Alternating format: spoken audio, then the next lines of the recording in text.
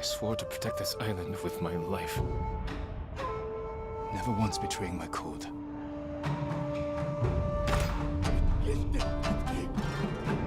Until today.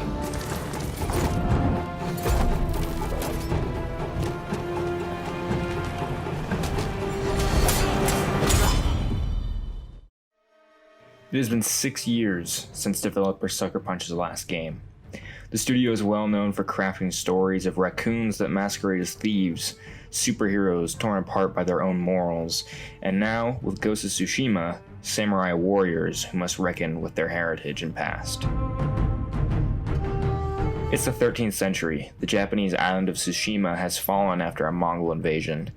You fill the shoes of one of the last surviving samurai warriors, Jin Sakai.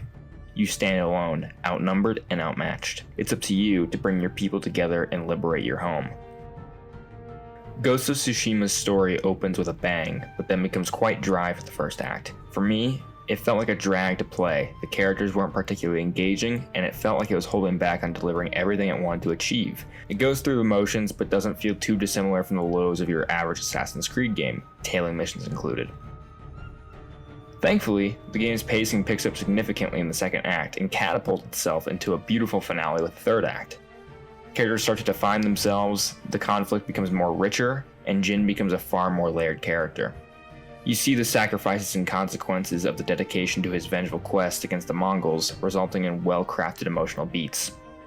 Jin's overarching arc in Ghost of Tsushima follows his duality. As a child, Jin was raised to fight with honor, no cheap shots, no cowardly tactics. The way of the samurai is one of courage and nobility. Jin's journey teaches him that there's no way to fight this war without playing dirty, and that too many lives will be lost if he leads everyone into battle head-on. Outnumbered, Jin's backed into a corner and is confronted with who he must become to truly save Tsushima. This internal conflict is probably the richest element of the entire story, leading to a lot of truly heartbreaking operatic moments. These themes are translated into Ghost of Tsushima's swift and sleek gameplay. There's a notable advantage to going in stealthy and picking people off from the shadows at the cost of feeling the sense of shame. When we fight, we face our enemy head-on. As you betray everything you know as a samurai in exchange for the more strategic approach with the Ghost, you'll occasionally get glimpses at Jin's uncle teaching him the way of the samurai when he was a child. It seemed like this was both scripted to happen during key story moments, but also peppered in with general gameplay to make it feel more dynamic. It was a really great choice, but also doesn't feel like Sucker Punch commits to it at the level it requires to be fully effective. We are not barbarians, Jin. Jin, no matter how you approach gameplay, has to become the Ghost. It seems like Sucker Punch sets up this idea of exploring Jin's duality, but doesn't allow the player to have much input in that despite planting a seed for that. The story does eventually introduce a major choice that plays on these themes, but it would have been nice to see more of these choices throughout the entire game. As for the samurai approach, it is masterfully executed. To me, I have never felt that games really capture the true danger of swordplay. In Star Wars Jedi Fallen Order, it feels like everyone takes way too many hits from a lightsaber, a weapon that slices through pretty much anything with ease. In Souls-esque games, everyone is absurdly strong and you're insanely weak. Ghost of Tsushima changes that. Sucker Punch crafts a beautiful yet bloody experience that feels like the serrated edge of your blade could not just cut through butter or bamboo, but the flesh and strong armor of your toughest foes. It creates a relatively even but equally deadly playing field for all. You will get cut down easily, but it only takes a few well-placed strokes for you to make your opponent's veins burst open and flood the fields with blood as well. It needs to be heavily stressed though.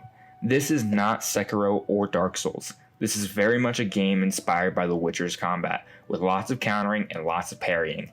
It's a game of patience and learning to strike efficiently.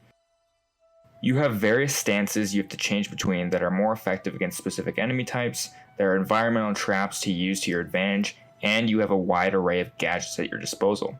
I kept on envisioning Bruce Wayne training with the League of Shadows at the start of Batman Begins when playing the game. That fast, intense swordplay mixed in with things like smoke bombs for the sake of deception and theatricality. If you're performing really well in combat, you can even cause your enemies to run away or fall over in terror, opening them up for an instant killing blow. Everything about the swordplay in Ghost of Tsushima comes down to one word: satisfying. It is deeply satisfying with its tactile feel, its gross yet oddly fulfilling sound effects, and other details that many other games really lack in this area. Outside of its gameplay, Ghost of Tsushima's biggest strength is the beauty in its presentation. Its world is lush and vivid despite being a largely empty island filled with destroyed villages, burning forests, and long decayed corpses. All of the violence and bloodshed is strongly contrasted with this level of tranquility. Sucker Punch's cinematic inspirations are abundantly clear, as intended, and somehow manages to capture a visual style of an incredibly well-shot film over the course of 20 to 30 plus hours. Every environment has this handcrafted feel that looks like it was created by a world-class painter.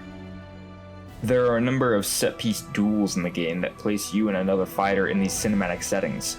It could be a field of violet flowers, on top of a beloved person's resting place, or in a violent thunderstorm where lightning strikes around you, creating a ring of fire. Each one is increasingly incredible and makes for these truly epic photo ops. I abused the hell out of the game's photo mode, using up almost 30 gigabytes on my PS4 just for photos and videos. It's incredibly detailed, allowing you to change time of day, weather, particle effects, and more. You can even use it to create GIFs or small videos. It has to be one of, if not the best photo modes I've ever seen in a console game. As the sun sets on the PlayStation 4, Sucker Punch has given the console a noble send-off with Ghost of Tsushima. Although it takes some time to feel engaged by its beautifully tragic narrative, its brutal yet eloquent gameplay and picturesque world never fail to capture you.